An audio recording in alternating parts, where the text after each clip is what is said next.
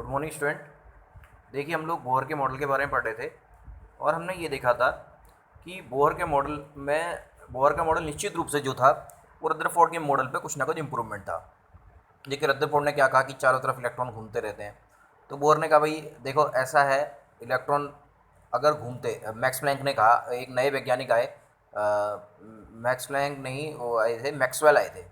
Maxwell ने कहा कि जो रदरफोर्ड का मॉडल था वो इसलिए फेल हो गया कि इलेक्ट्रॉन चारों तरफ उसके घूमते रहते हैं और घूमने वाली चीज़ कभी ना कभी अपनी ऊर्जा को ख़त्म कर देती है।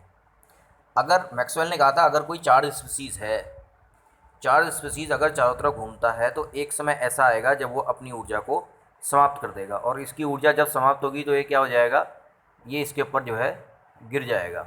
लेकिन ऐसा होता थोड़ी है, इलेक्ट्रॉन तो अभी तक है, चिरस्थायी है। यानी जो इनका मॉडल था वो फेल हो गया। बोहर ने क्या कहा, बोहर ने भी ये कहा कि इलेक्ट्रॉन घूमते तो हैं चारों तरफ और उनकी जो ऊर्जा होती है फिक्स रहती है। क्यों? क्योंकि वो एक जो ऑर्बिट होता है ना, वो कक्षा से अपने ऊपर और नीचे जा सकते हैं। जब ऊपर जाते हैं तो इलेक्ट्रॉन ले लेते हैं एनर्जी को, और जब वापस आते हैं इलेक्ट्रॉन एनर्जी को विसर्जित कर देते हैं। देखो इन दोनों के बीच में, बोहर मॉडल के बीच में और रदरफोर्ड के मॉडल के बीच में साइंस के क्षेत्र में कई काम हुआ, जिसके ज़रिए से क्या हुआ, हम लोगों का साइंस को देखने का जो नज़रिया था हमेशा के लिए बदल गया। अब ये काम क्या क्या हुआ उसको देख लेते हैं एक बार। जैसे पहले हम लोग जानते थे कि दो प्रकार की चीज़ें होती हैं। देखो एक एक होता है रेडिएशन, जिसके ज़रिए से हम देख रहे हैं लाइट। एक होता है जिसको हम देख रहे हैं पदार्थ। तो पहले माना जाता था कि दो अलग अलग चीज़ें हैं, एक होती है पदार्थ होती है, एक होती है रेडिएशन होती है, जिसे हम कहते हैं प्रकाश कहते हैं सिंपल लैंग्वेज में। ठीक। लेकिन केवल प्रकाश ही रेडिएशन नहीं होती, एक्सरे वगैरह भी होती है। तो दो प्रकार का माना जाता था। ठीक है भाई।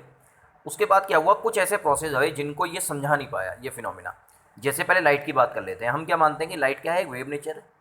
और वेव का नेचर भाई क्या होता है, तरंग का जो नेचर होता है वो कौन कौन सा कौन कौन एक्सप्लेन कर सकता है उसका।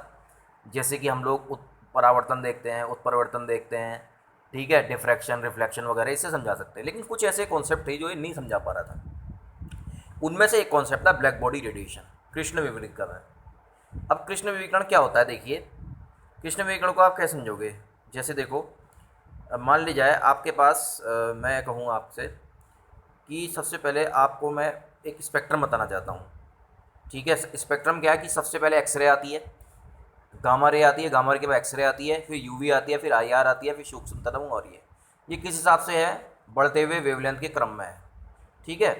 अच्छा, इसके बाद आप लोग इसको अभी इसके सूत्र वगैरह सबको बाद में देखते हैं। पहले हम देखते हैं कि वो क्या चीज़ नहीं समझा पाया था। देखिए एक होते हैं कृष्ण विवेकरण। ठीक है। अब ये कृष्ण विवेकरण क्या चीज़ है भैया, और ये क्या है, इसको देखने से पहले थोड़ी थोड़ी चीज़ें जो है पिछले क्लास में पढ़ रखी हैं उसको एक बार के लिए देख लेते हैं। जैसे इन्होंने कहा कि इलेक्ट्रोमैग्नेटिक जो किरणें होती हैं, इलेक्ट्रोमैग्नेटिक वेव्स होती हैं, वो क्या होती है, उसमें चुंबकीय घटक भी होता है, विद्युत घटक भी होता है। वो एक दूसरे के क्या होता है, बिल्कुल परपेंडिकुलर होता है, 90 अंश में होता है। ठीक। एक तो ये बात आपको पता होगी, ये निर्वात में भी ट्रेवल कर सकते हैं। और कितने प्रकार के होते हैं ये अभी अभी हमने देख लिया। सबसे पहले कौन होती है, कॉस्मिक रेज, वो नहीं दिखाया गया। कॉस्मिक के बाद एक्सरेज, गामा रे, गामा के बाद एक्सरे, यूवी, फिर बहुत छोटा सा पोर्शन आता है विजिबल रेडिएशन का, फिर आईआर, फिर ये सब चीज़ें आती हैं। ठीक है, ये हो गया। तो इसके बाद क्या हुआ, इसके बाद कुछ ऐसी चीज़ें आई इसको समझा नहीं पाया। देखो इसमें क्या चीज़ें हैं जिसको नहीं समझा पाया। सबसे पहले देखो एक फिनोमिना आया, कृष्णिका विविकरण, जिसे कहते हैं ब्लैक बॉडी रेडिएशन। अब ब्लैक बॉडी किसे कहते हैं, ब्लैक बॉडी ऐसा वास्तव में कोई पिंड होता नहीं है, ठीक है, लेकिन फिर भी समझ लो ब्लैक बॉडी जैसा कौन पिंड होता है जो कि सारी की सारी ऊर्जा को निकाले अपने अंदर से और सारी की सारी ऊर्जा को ग्रहण भी कर ले। जैसे सूर्य है, उस सारी की सारी ऊर्जा को रिफ्लेक्ट भी कर देता है और ऑब्जर्व भी कर देता है, तो इसको हम क्या बोलते हैं, ब्लैक बॉडी बोलते हैं। ठीक है। अब देखो बच्चों ना, यहाँ पर थोड़ा कन्फ्यूज़न वाली चीज़ें आ जाती हैं। अब तुम कहोगे कि ये कन्फ्यूज़न देखो क्या है। अब यहाँ से चीज़ें थोड़ी टफ होती चली जाएंगी। ये आया ग्राफ, अगर मान लिया मैं क्या करूँ, लोहा पकड़ो एक, ठीक है, लोहे को अगर मैं गर्म करता चलूँ तो क्या होगा भाई, पहले लाल बनेगा। क्यों बनेगा लाल, याद करो मैंने बताया था आपको, अब ये भी स्पेक्ट्रम बताया था। सबसे पहले क्या होता है, गामा रेस, गामा रेस के बाद एक्सरेज, एक्सरे के बाद यूवी, यूवी में सबसे, यूवी के बाद आता है, यूवी के बाद आता है विजिबल लाइट, विजिबल लाइट के सबसे एंड में आता है रेड। यानी रेड की वेवलेंथ क्या होती है, सबसे ज़्यादा होती है। ठीक है, वेवलेंथ सबसे ज़्यादा होती है, तो वेवलेंथ के बढ़ते क्रम में होता है, मैंने बताया था, तो वेवलेंथ लाल की सबसे ज़्यादा होगी। ठीक है। और जैसे इन्होंने जो ग्राफ दिया है ना ऐसा करके, वो ग्राफ ओरिजिनल ग्राफ है। अगर मैं इसका असली ग्राफ आपको बताऊं तो इसका ग्राफ नहीं समझा पाया था, वेव नेचर, वेव नेचर इसको एक्सप्लेन नहीं। अब तुम्हें कितना याद रखना है, देखो ये कन्फ्यूजन वाली चीज़ वाकई में मैं मानता हूँ इस बात को। तुम्हें बस इतना याद रखना है, ये ग्राफ वास्तव में आता है और वेव नेचर इस ग्राफ को नहीं समझा पाया था। बस इतना ध्यान रखना है आपको। बात समझ में आ गई? आगे बढ़ते हैं। तो इसको नहीं समझा पाया। वेव नेचर किस किस को समझा पाया था ये हमने देख लिया। हमने देख लिया कि वो रिफ्लेक्शन को समझा पाया था, रिफ्रैक्शन को समझा पाया था, इसको नहीं समझा पाया। दूसरा एक और फिनोमेना होता है, इसे कहते हैं फोटो इलेक्ट्रिक इफेक्ट। बच्चों, फोटो इलेक्ट्रिक इफेक्ट क्या होता है? फोटो इलेक्ट्रिक इफेक्ट का मतलब होता है अगर किसी कोई ऐसे हम तत्व ले लें जो आसानी से इलेक्ट्रॉन दे सकते हैं, जैसे पहले ग्रुप के सोडियम है, सीजियम है, पोटेशियम है, उनको धातु में अगर हम प्रकाश की किरणें डालेंगे तो प्रकाश की किरणें डालने पर अगर उनसे इलेक्ट्रॉन निकलना, ये क्या कहा जाता है? फोटो इलेक्ट्रिक इफेक्ट इसको कहते हैं, जिसे हिंदी में कहते हैं प्रकाश विद्युत प्रभाव। अब देखो, आज की तारीख में तो हम जानते हैं लेज़र से कई काम हो सकते हैं। उस समय के वैज्ञानिकों के लिए बड़ी अजीब सी बात थी कि भाई डाल तो प्रकाश रहे हैं और इलेक्ट्रॉन निकल रहा है।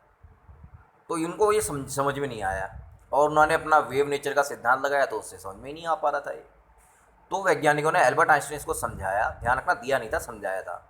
एल्बर्ट आइंस्टाइन ने कहा देखो प्रकाश है, प्रकाश बहुत छोटे छोटे कणों से मिलकर बना है। ये बात उनको किसने बताई थी? प्लैंक्स ने।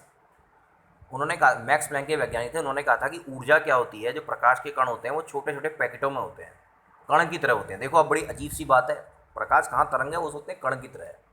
छोटे छोटे कण इसमें टकराते हैं और टकराने से क्या होता है? इलेक्ट्रॉन निकल जाते हैं।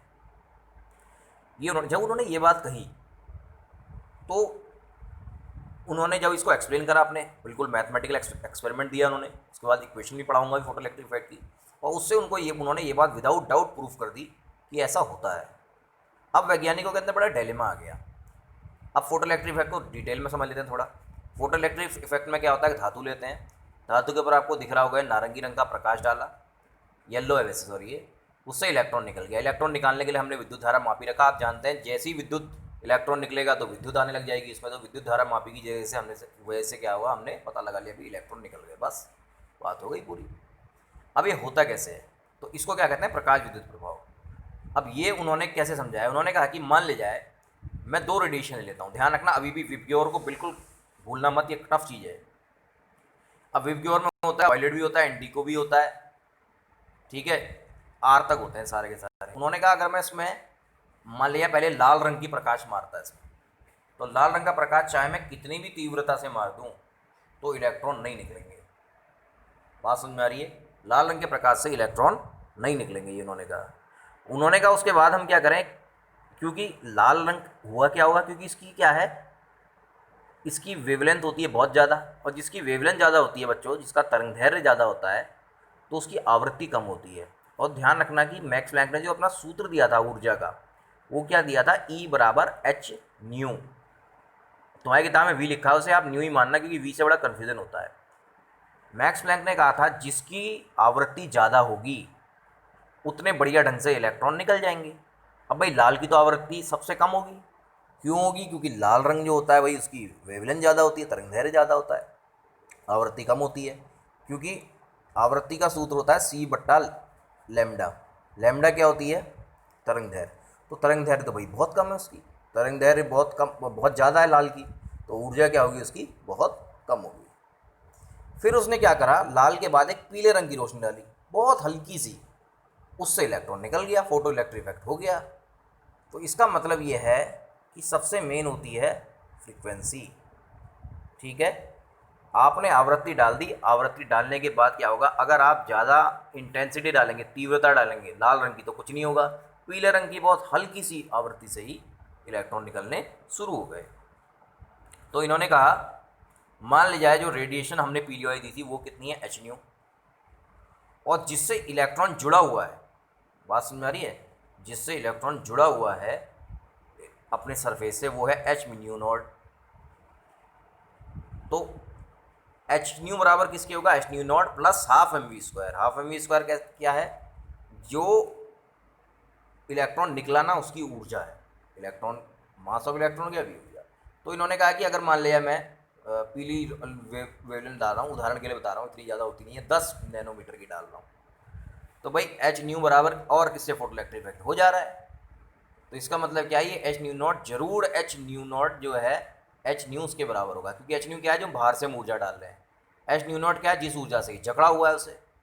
और हाँ, जैसी मान लिया मैंने पीले रंग की रोशनी इसमें डाली तो ये एच न्यू नॉट के बराबर होगी।